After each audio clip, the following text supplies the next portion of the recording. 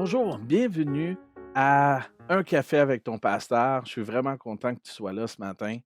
Et aujourd'hui, nous allons voir, est-ce possible de passer du confinement à la liberté?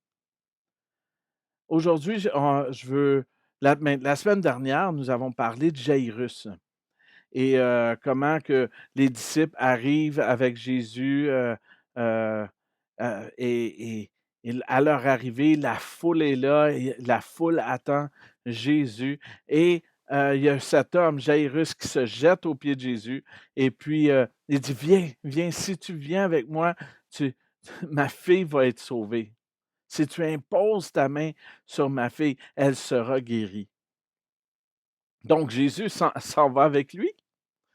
Et il y a une grande foule qui suivait, qui le pressait de tous côtés, et c'est alors qu'il y a cette femme.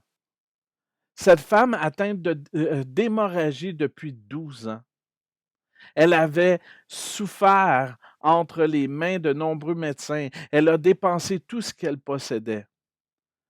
Mais cela n'avait servi à rien parce qu'au contraire, son état s'est empiré. Elle entendit parler de Jésus. Elle vint dans la foule par derrière et elle toucha son vêtement. Voici ce qu'elle se disait: «Même si je touche que ses vêtements, je serai guérie». À cet instant même, son hémorragie s'arrêta et elle sentit dans son corps qu'elle était guérie de son mal. Jésus se rendit compte aussitôt qu'une force était sortie de lui et il se retourne vers la foule et il dit: «Qui a touché mes vêtements?» Ses disciples, un peu surpris, on va comprendre, et dit: «Tu vois la foule qui nous presse et tu dis: "Qui m'a touché?"» Jésus fait abstraction de ce commentaire-là. Jésus regardait autour de lui et il savait, il voulait voir qui l'avait touché.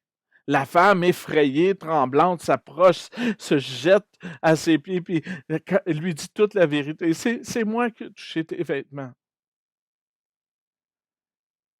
Alors Jésus lui dit ceci: «Ma fille, ta foi t'a sauvée. Pars dans la paix et sois guérie de ton mal». Wow!